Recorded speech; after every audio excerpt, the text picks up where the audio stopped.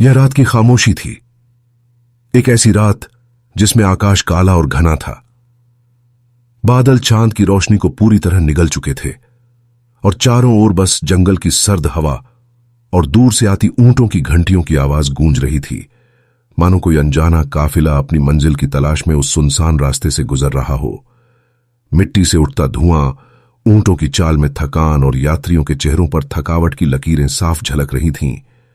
तभी अचानक झाड़ियों के पीछे से मशालों की लपटें उठीं और सन्नाटे को चीरते हुए कुछ साए सड़क पर उतर आए। ये वही थे जिनका नाम सुनकर लोग रास्ता बदलते थे। दहशत का दूसरा नाम, डाकू रहीम और उसकी छोटी सी टुकड़ी। रहीम 40 के करीब का आदमी था। चौड़े कंधे, खुरदरा चेहरा, दाढ़ी में सफेदी की झलक और आंखों में एक ठंडी सख्ती। लेकिन उस सख्ती के पीछे कहीं गहराई में कुछ टूटता हुआ भी था। मशालों की झिलमिल रोशनी यात्रियों के चेहरों पर डर की छाया बिखेर रही थी और रहीम अपनी तलवार ऊंची उठाए आगे बढ़ा। जो भी पास है निकाल दो, जान से जाओगे नहीं, लेकिन बचाओगे भी कुछ नहीं। उसकी आवाज भारी थी, मगर उसके भीतर खुद से लड़ती एक चुप्पी भी थी जिसे कोई नहीं सुन पा रहा था। बच्चे मांओं की गोद में सिकुड़ गए, आदमी कांपते हाथों से थैलियां खोलने लगे और औरतें सिसकियों के बीच अल्लाह का नाम लेने लगीं। रहीम की टोली के लोग हंसते हुए जेवर और थैलियां खींच रहे थे, लेकिन तभी उस हंगामे में एक बूढ़ी औरत अपने कांपते हाथों से आगे बढ़ी। उसके झुर्रीदार चेहरे पर मशाल की रोशनी पड़ते ही हर झुर्र में सदियों का सब्र झलक रहा था। उसने अपनी छोटी सी पोटली धीरे से रहीम के हाथों में रख दी। बेटा, तुझ में ईमानदारी की झलक है, ये रख लो, अल्लाह तुझे रास्ता दिखाएगा।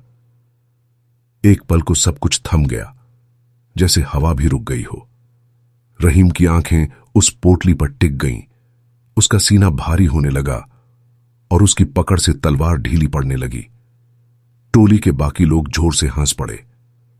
वाह रहीम, अब डाकू को ईमानदारी का तावीज मिलने लगा है। उनकी हंसी जंगल की गूंज में और ज्यादा डरावनी लग रही थी, लेकिन रहीम के भीतर कुछ टूट चुका था।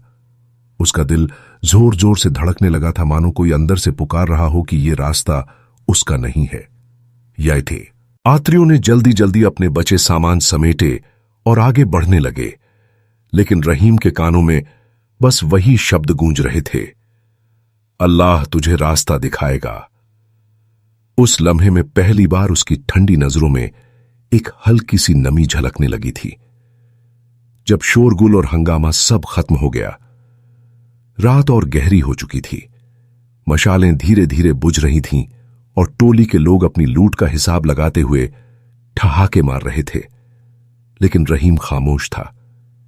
वो सबसे दूर जाकर एक पुराने पत्थर पर बैठ गया। आसमान अब और भी काला लग रहा था और सन्नाटा उसके कानों में गूंजने लगा था। उसने अपने हाथों में उस पोटली को कसकर पकड़ा, जैसे वो कोई हथियार नहीं बल्कि बोझ बन गया हो। धीरे धीरे उसकी उंगलियां कांपते हुए गांठ खोलने लगीं कि पोटली के भीतर से एक पुराना तावीज और एक छोटी सी चिट्ठी निकली। मशाल की बुझती लौ में उसने उसे खोला। जो ईमानदार है वही असल में आजाद है। इन शब्दों को पढ़ते ही उसका सीना जैसे किसी ने चीर दिया हो। उसकी आंखों में आंसू उमड़ आए और हाथ कांपने लगे। उसकी सांसें भारी होकर जंगल की ठंडी हवा में मिल रही थीं और दिल की धड़कनें इतनी तेज थीं कि वो खुद डरने लगा। उसे याद आया वो रास्ता जिसे उसने कभी चुना था, खून, चोरी, डर और मौत का रास्ता। लेकिन आज पहली बार उसे लगा कि सबसे बड़ा डर यही है कि वो कभी सच से भाग नहीं पाएगा। टोली के लोग अभी भी हंसते हुए बोले जा रहे थे, रहीम, ये तावीज पहन ले, शायद तेरी तलवार और तेज हो जाए। लेकिन रहीम उनके बीच नहीं था। वो अकेला बैठा आसमान की तरफ देख रहा था, जैसे जवाब तलाश कर रहा हो। लेकिन सितारे बादलों में छुप चुके थे। उसकी हथेलियों में वो तावीज चमक नहीं रहा था, लेकिन उसके दिल पर बोझ बनकर उतर रहा था। आंसुओं की हल्की परत उसकी आंखों को धुंधला कर रही थी और उस एक चिट्ठी के शब्द उसकी आत्मा पर हथौड़े की तरह बज रहे थे। कैमरा उसके चेहरे पर धीरे धीरे झूम करता है। एक ठंडा, कठोर डाकू जिसकी आंखों में पहली बार इंसानियत की हल्की लौ जलती दिखती है। रात की हवा भारी हो चुकी है और चारों तरफ खामोशी का बोझ है। वो सोचता है, क्या सचमुच एक डाकू ईमानदारी का मतलब समझ सकता है? ये सुबह की हवा में धूल और धुंध का अजीब सा मिश्रण था। गांव की पगडंडियों पर चरमराती ठेलियों और खेतों से उठती मिट्टी की महक सब कुछ भारी कर रही थी और उसी वक्त खेत के किनारे हाहाकार मचा हुआ था। रहीम और उसकी टोली खुलेआम एक गरीब किसान की बोरियों से भरा सारा अनाज लूट रही थी। सूखे पत्तों की तरह हवा में उड़ते कणों के बीच किसान अपने घुटनों पर गिर पड़ा। उसकी आंखों में आसमान को ताकती हुई एक बेबसी थी। होंठ कांप रहे थे जब उसने टूटी आवाज में कहा, यह मेरा बच्चों का खाना है, इन्हें मत छीनो। उसकी पुकार खेत के सन्नाटे में गूंजती रही, लेकिन टोली के बाकी लोग ठहाके लगाते हुए उसकी दीनता का मजाक उड़ाते रहे। उनकी हंसी किसी चाकू की धार की तरह फिजा को चीर रही थी। मगर रहीम अचानक ठिठक गया।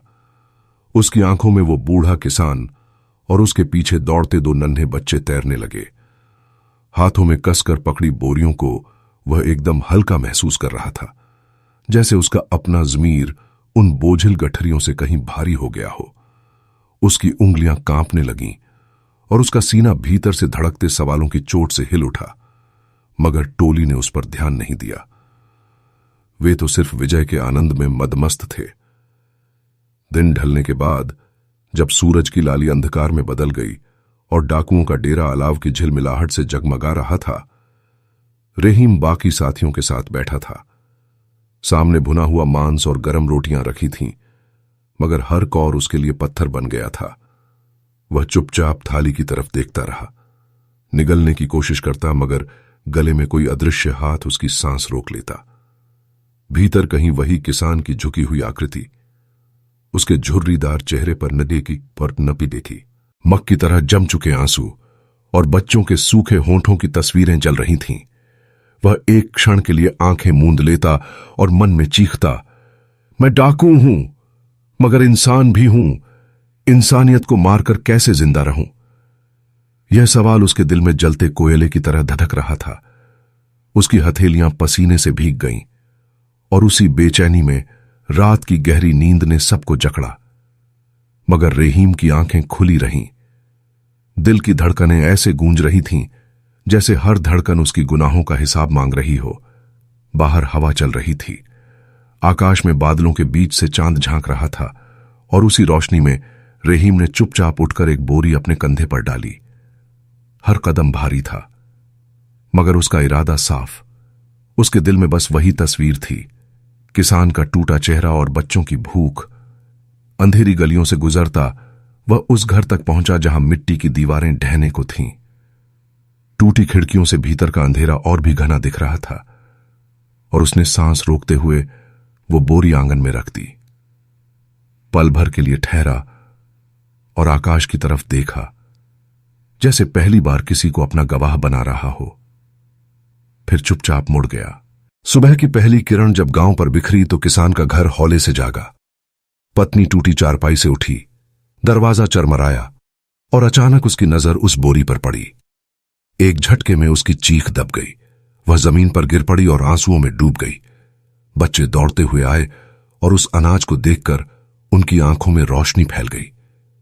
किसान खुद बाहर निकला, थरथराते हाथों से बोरी को छुआ और फिर जमीन पर बैठकर सिसक पड़ा। होंठों से निकला, या अल्लाह, तूने हमारी सुन ली। उसकी आंखों में असीम शुक्र था। वह बार बार आसमान की ओर देखता और दुआएं देता रहा। उसकी पत्नी की रुलाई अब राहत में बदल गई। बच्चों की मुस्कान खिलखिला उठी और उस छोटे आंगन में खुशी की एक लहर दौड़ गई। मगर कहीं दूर एक पहाड़ी पर खड़ा रहीम सब देख रहा था। उसकी आंखें भर आईं। वह पहली बार खुद को हल्का महसूस कर रहा था, जैसे दिल का बोझ उतर गया हो। लेकिन उसी पल हवा में अजीब सी सरसराहट फैली। उसके पीछे टोली के कुछ साए खड़े थे। उनके चेहरों पर कठोर सवाल और आंखों में आग थी। उन्हें पता चल चुका था कि रात को बोरी कौन ले गया था। उनमें से एक ने दबी आवाज में कहा, तो तू अब रहमदिल बन गया है रहीम? यह सवाल हवा में ठंडे खंजर की तरह लटका और रहीम के दिल की धड़कनें रुक सी गईं। वह वहीं जड़ हो गया। सामने किसान की दुआएं थीं, पीछे अपने ही साथियों की शक्लें और बीच में उसका ज़मीर, जो अब खुली जंजीरों की तरह उसके सामने था। मगर अगले पल क्या होगा? क्या टोली उसे इंसानियत की इस चोरी की सजा देगी? यह सवाल ठंडी हवा में खामोशी बनकर गूंज गया। यह दृश्य उस घनी और स्याह रात से शुरू होता है जब आसमान पर बादल छाए हुए हैं और चांद अपनी रोशनी को छिपाए बैठा है। हवा में एक अजीब सी खामोशी तैर रही है, जैसे प्रकृति खुद किसी अनहोनी की गवाही दे रही हो और जंगल के किनारे बैठे लुटेरों का गिरोह अपनी अगली बड़ी चोरी की तैयारी में जुटा है। चूल्हे पर धीमी आग में रखी हंडी से धुआं ऊपर उठ रहा है, हथियारों को चमकाया जा रहा है, घोड़ों को सहेजा जा रहा है और हर तरफ बेचैनी का एक साया फैला हुआ है। इसी बीच जावेद, जो अब तक रहीम का सबसे भरोसेमंद साथी और उसका दाहिना हाथ माना जाता था, अपनी तीखी नजरों से उसे घूर रहा है। उसकी आंखों में विश्वास की गई है, जगह शक की चिंगारी जल उठी है और वह अचानक खामोशी को चीरते हुए बोल पड़ता है, तू डाकू बनकर मजहब और इंसानियत की बातें कर रहा है? यह गिरोह का ईमान लूट है, इंसानियत नहीं। उसकी आवाज में ताना और इल्जाम दोनों घुला हुआ था, जबकि बाकी साथी अपनी अपनी नजरों से कभी जावेद और कभी रहीम को देखने लगे, जैसे किसी तूफान का इंतजार कर रहे हों। रहीम का दिल धड़कनों से तेज गूंजने लगा। उसे लगा जैसे कोई बहुत गहरी चोट लगी हो। वह धीरे से सांस भरता है और ठंडी आंखों से जवाब देता है, हमारा रास्ता साफ है। हम सिर्फ उन अमीरों को लूटेंगे जो जुल्म ढाते हैं, गरीब को नहीं छुएंगे। यही इंसाफ है, यही सच है। उसकी आवाज में दर्द भी था और यकीन भी, मगर जावेद की आंखों में गुस्सा और तिरस्कार भर चुका था। वह हंसते हुए ताना मारता है, अगर तू अपना रास्ता अलग करेगा तो गिरोह तुझे छोड़ने वाला नहीं रहीम। उस पल की खामोशी इतनी भारी थी कि जैसे पेड़ों के बीच छुपे पंछी भी सांस रोककर इस टकराव को देख रहे हों। बाकी डाकू चुप थे। उनकी आंखों में भी डर और दुविधा झलक रही थी। किसके साथ जाएं, किस पर भरोसा करें? रहीम का चेहरा कठोर हो गया। उसके भीतर का तूफान बाहर नहीं निकला, मगर उसके दिल में यह खंजर उतर चुका था कि अब उसकी अपनी जमात के भीतर दरार पड़ गई है। उसी रात जब सभी अगले हमले की तैयारी कर रहे थे और घोड़ों की टापें रात के सन्नाटे को चीर रही थीं, तभी रहीम ने अचानक हाथ उठा दिया और सख्ती से बोला, नहीं, इस बार हम उस कारवां पर हाथ नहीं डालेंगे जिसमें मजदूर और गरीब लोग सफर कर रहे हैं। यह हमारा मकसद नहीं, यह हमारी लड़ाई नहीं। उसकी आवाज ठंडी आग की तरह थी जिसने सबके दिल में हलचल मचा दी। मगर उसी वक्त जावेद आगे बढ़ा। उसके चेहरे पर तिरस्कार भरी मुस्कान थी और उसने साफ ऐलान किया, अगर तू ये सोचता है कि हम गरीब को छोड़ देंगे तो तू इस गिरोह के लिए बोझ बन चुका है, और बोझ को गिरोह ढोता नहीं, काट कर अलग कर देता है। यह कहते हुए जावेद की नजरें किसी शिकारी की तरह चमक उठीं। हवा में तलवारों के खनकने जैसी खामोशी घुल गई और रहीम ने महसूस किया कि उसके अपने खून पसीने से पाले हुए साथी अब उसी पर सवाल उठा रहे हैं, उसी को खारिज कर रहे हैं और उसी की पीठ पर वार करने का इंतजार कर रहे हैं। उसी रात जब सब बाहर जाने की तैयारी कर रहे थे, जावेद चुपके से अंधेरे में निकल पड़ा। उसकी चालों में चालाकी थी और आंखों में धोखे की परछाई। उसके कदम सीधे उस ओर बढ़ रहे थे जहां कानून की मशाल जलती थी। हां, वह पुलिस के डेरे की तरफ जा रहा था। हर कदम उसके विश्वासघात की कहानी कह रहा था। जंगल की मिट्टी से उठती नमी और ठंडी हवा के झोंके जावेद के धोखे के गवाह बन रहे थे। वह पुलिस चौकी के पास पहुंचा और धीमी आवाज में खबर दी, रहीम अलग होने की सोच रहा है। यह गिरोह टूटा नहीं है, लेकिन उसका दिमाग बदल रहा है। अगर उसे पकड़ना है तो यही मौका है। उसके शब्दों ने अंधेरे को और गाढ़ा कर दिया। पुलिस वाले चुपचाप उसकी बात सुनते रहे। उनके चेहरों पर संतोष और चालाकी की झलक थी। जबकि जावेद के चेहरे पर अपने ही दोस्त को धोखा देने की ठंडी चमक नजर आ रही थी। इस बीच दूसरी तरफ रहीम को अचानक यह एहसास होने लगा कि उसके सबसे करीबी साथी ने उसके खिलाफ खंजर निकाल लिया है। उसने महसूस किया कि हवा में कुछ बदला बदला है, जैसे परिंदे उसे सावधान कर रहे हों, जैसे पेड़ उसकी ओर झुककर कह रहे हों कि दुश्मन अब बाहर नहीं। उसके भीतर से उठा है। उसकी सांसें तेज हो गईं। उसने अपने हाथों को आकाश की ओर उठाया और मन ही मन कहा, ऐ मालिक, अगर मेरे इरादे सच्चे हैं तो मुझे हिफाजत दे। अगर मैं धोखे के घेरे में हूं तो मुझे सब्र और हिम्मत बख्श। उसकी आंखों में विश्वास की लौ चमक रही थी, मगर दिल में यह डर भी गहरा हो चुका था कि अगली सुबह उसके लिए कैसी होगी। अब न सिर्फ पुलिस उसके पीछे है, बल्कि उसका अपना दोस्त उसका सबसे बड़ा दुश्मन बन चुका है। अंधेरे में घोड़े की टापें गूंज उठीं, पत्ते कांपने लगे और रहीम की आंखों में यह सवाल तैरने लगा, क्या सुबह होने से पहले पुलिस उसे जकड़ लेगी, या फिर जावेद का यह धोखा एक नए खून खराबे की शुरुआत बनेगा। रात का अंधेरा और गहरा होता गया और इसी खामोशी में यह सवाल अधूरा रह गया। यह रात अंधेरे और खामोशी से भरी हुई थी, लेकिन उस खामोशी को अचानक फाड़ने लगी गोलियों की गूंज, जैसे आसमान पर बिजली गिरी हो और धरती कांप उठी हो। पुलिस की गाड़ियों की लाल नीली बत्तियां गांव के किनारे बने उस जर्जर गोदाम की दीवारों को चीर रही थीं, जहां राहीम और उसकी टोली छुपी हुई थी। धुआं और बारूद की गंध हवा में फैल रही थी। लड़के भाग दौड़ में इधर उधर बिखरने लगे। किसी के हाथ में पुरानी बंदूक थी, किसी के हाथ में सिर्फ पत्थर, लेकिन सामने थी पुलिस की चमचमाती राइफलें और ढालें। उस घबराहट और डर के बीच राहीम की आंखें एक पल के लिए ठहर गईं। उसने देखा कि उसका सबसे छोटा साथी, बैरली 16-17 साल का लड़का, डर से जकड़ा हुआ दीवार के कोने में खड़ा था। उसके हाथ कांप रहे थे और आंखों में मौत का खौफ तैर रहा था। राहीम का दिल दो हिस्सों में बंट गया। एक हिस्सा कह रहा था, भाग जा, अपनी जान बचा ले, शायद यही तेरा आखिरी मौका है। लेकिन दूसरा हिस्सा, जो उसके भीतर कहीं गहराई में दबा हुआ इंसानियत का अंश था, जोर जोर से चीख रहा था, उसे अकेला मत छोड़, वो तेरे भरोसे आया है, तू उसका सहारा है। गोलियों की बौछार और कान फाड़ देने वाले धमाकों के बीच राहीम ने खुद को उस लड़के की ओर धकेला। उसने उसे जोर से पकड़कर जमीन पर गिरा दिया और अपने शरीर को उसकी ढाल बना लिया। पुलिस की एक गोली उसके कंधे को चीरते हुए निकल गई। खून की गर्म धार उसकी बाजू से बहने लगी। दर्द से उसकी आंखें धुंधला गईं, लेकिन उसने लड़के को धक्का देकर चिल्लाया, भागो, अब भी भागो, पीछे मत देखना।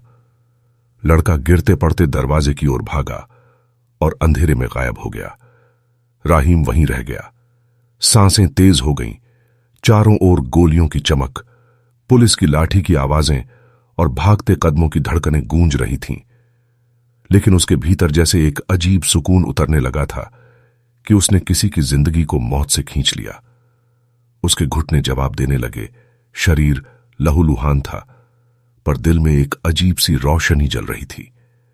धीरे धीरे पुलिस की घेराबंदी और आवाजें दूर जाती रहीं और रात की चुप्पी फिर लौट आई।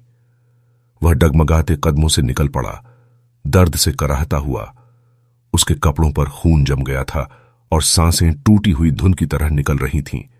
शहर के शोर से दूर, रात के अंधेरे में वह लड़खड़ाता हुआ एक पुरानी मस्जिद के दरवाजे तक पहुंचा। अंदर चिराग की हल्की रोशनी थी और हवा में मिट्टी की ठंडी खुशबू। वह एक कोने में गिर पड़ा, जैसे टूटी हुई शाख जमीन पर गिरती है। उसकी आंखें बंद हो रही थीं, लेकिन तभी एक हाथ ने उसे थामा। वह हाथ नरम था, दयालु था। यह मस्जिद के इमाम साहब थे, जिन्होंने उसे देखा और उसके पास बैठ गए। उन्होंने उसके जख्मों को साफ किया, पानी पिलाया और धीरे से कहा, अल्लाह ने तुझे ईमानदारी का रास्ता दिखाया है, लेकिन इस रास्ते की कीमत हमेशा सस्ती नहीं होती। या तो जान देनी पड़ती है या पुरानी जिंदगी छोड़नी पड़ती है। राहीम के दिल बहे के भीतर ये शब्द गूंज उठे, जैसे किसी ने उसके अंदर जमी बर्फ को पिघला दिया हो। उसके गालों पर आंसू बह निकले। उसके सीने में सदियों का बोझ टूटकर गिरने लगा। उसे याद आया कैसे उसने बरसों तक डकैती, खून खराबे और खौफ का कारोबार किया था। कितनी मासूम आंखें उसकी वजह से रोई थीं। अब पहली बार उसे लगा कि उसके पास एक और रास्ता है, शायद अल्लाह की ओर लौटने का रास्ता। उसने कांपते होंठों से बुदबुदाया, मैं अब वो सब छोड़ना चाहता हूं। मैं अब कोई और बनना चाहता हूं। इमाम साहब की आंखों में रहमत की चमक थी।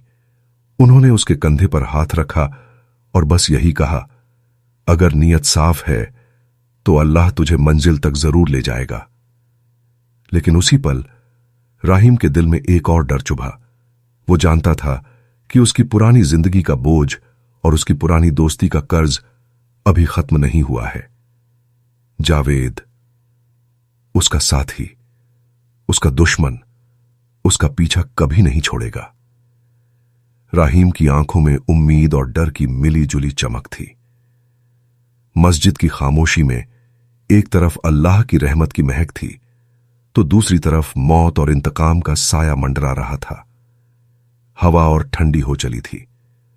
उसकी सांसें धीमी होती गईं और वह सोचता रह गया, क्या सच में वह इस नए रास्ते पर चल पाएगा या जावेद उसकी तकदीर मिटा देगा। यह रात का सन्नाटा था। आसमान पर चांद बादलों में छिपता और निकलता हुआ जैसे खुद भी इस कहानी के गवाह बनने आया हो।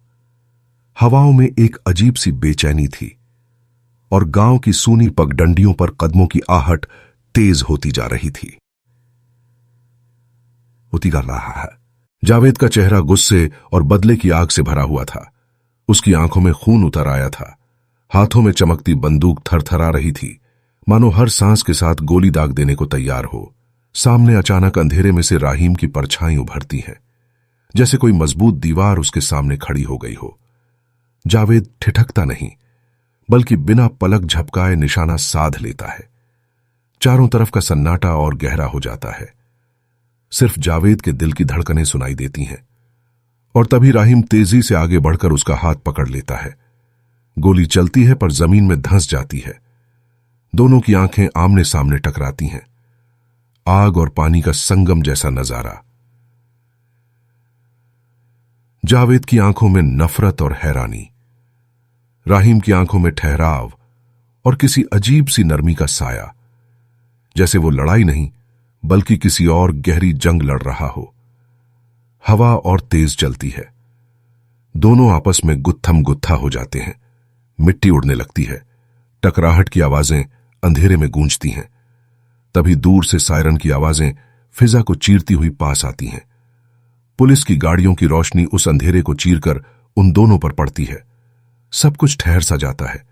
गोलियों की बौछार शुरू होती है और उसी पल राहीम जावेद को धक्का देकर जमीन पर गिरा देता है। खुद उसके सामने दीवार बनकर खड़ा हो जाता है। सीने पर गोली लगती है और वो लड़खड़ाता हुआ पीछे हटता है। जावेद की आंखें फैल जाती हैं, जैसे उसकी सांसें रुक गई हों। वह घबराकर चीख उठता है, तू मुझे बचा क्यों रहा है?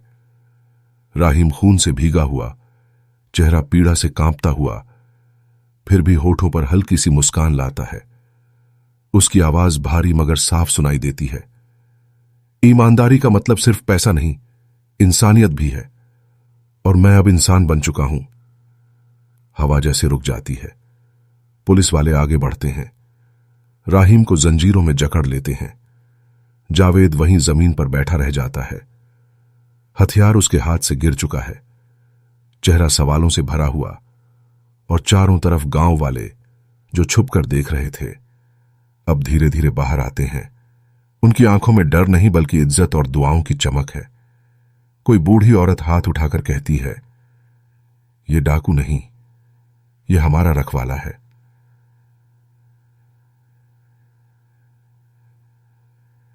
आवाज भीगते जाती है। बाकी लोग भी सिर हिलाते हैं। कोई फुसफुसाता है, कोई रो पड़ता है। जावेद की आंखें उन सबको देखती हैं। उसके भीतर का तूफान और तेज हो जाता है। पुलिस गाड़ी का दरवाजा बंद होता है। राहीम अंदर बैठा है। उसकी सांसें भारी हैं, पर चेहरे पर सुकून का अजीब साया है, जैसे कोई भारी बोझ उसके दिल से उतर गया हो। बाहर गांव की झोंपड़ियों की पीली रोशनी झिलमिला रही है, अंधेरे में जैसे उम्मीद की कोई लौ जल उठी हो। जावेद अब भी जमीन पर बैठा है, बंदूक उसके पास पड़ी है, मगर वो उसे उठाता नहीं, बस चुपचाप देखता रहता है, जैसे उसकी दुनिया बिखर भी गई है और बन भी गई है। दिल में गूंजते सवाल हवा में तैरते रहते हैं। क्या सचमुच यही इंसानियत है?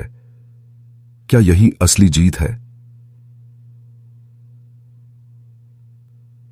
अदालत का कमरा भरा हुआ है, चारों तरफ लोग बैठे हैं, कुछ हैरान, कुछ चुप और कुछ की आंखों में आंसू। राहीम लोहे की सलाखों के पीछे खड़ा है, चेहरा थका हुआ है, पर निगाहों में वही ठहराव। जज की हथौड़ी की आवाज गूंजती है। इसे सजा ए कैद सुनाई जाती है। पल भर को सन्नाटा छा जाता है, लेकिन अगले ही पल पीछे से एक आवाज आती है, ये डाकू नहीं, ये हमारा रक्षक है। गांव के गरीब लोग खड़े होकर रोते रोते दुआएं देने लगते हैं। उनकी आंखों में वो यकीन है जो किसी इबादत से कम नहीं, और ये दुआएं जैसे अदालत की दीवारों से टकराकर राहीम के दिल तक पहुंच जाती हैं। उसके होंठ हल्का सा हिलते हैं, मगर वो कुछ कहता नहीं, बस आंखें झुका लेता है, मानो अपने सफर का मकसद पा चुका हो। पुलिस उसे ले जाती है। जेल की सलाखों के पीछे जब वो बैठता है तो उसके हाथ अनायास अपनी जेब में जाते हैं। उंगलियां एक पुराने तावीज को छू लेती हैं, वही तावीज जो उसे उसके अतीत से बांधे रखता था। अब वो उसे धीरे से निकालता है। धुंधली रोशनी में उसकी नजर उस तावीज पर टिक जाती है। होठों पर एक हल्की सी मुस्कान उभरती है और आंखें बंद करके धीमी आवाज में कहता है, अब मैं आजाद हूं। सन्नाटा छा जाता है। बाहर आसमान पर बादलों के बीच से चांद निकल आता है। उसकी रोशनी सलाखों से छनकर राहीम के चेहरे पर पड़ती है, मानो खुद गवाही दे रही हो कि जिंदगी का दायरा पूरा हो गया। एक डाकू जिसने आजादी को लूट समझा था, उसने ईमानदारी और इंसानियत में असली आजादी पाली है। और वहीं दृश्य ठहर जाता है। सवाल हवा में तैरता रह जाता है, क्या असली आजादी सलाखों से निकलने में है या अपने दिल की जेल से बाहर आने में?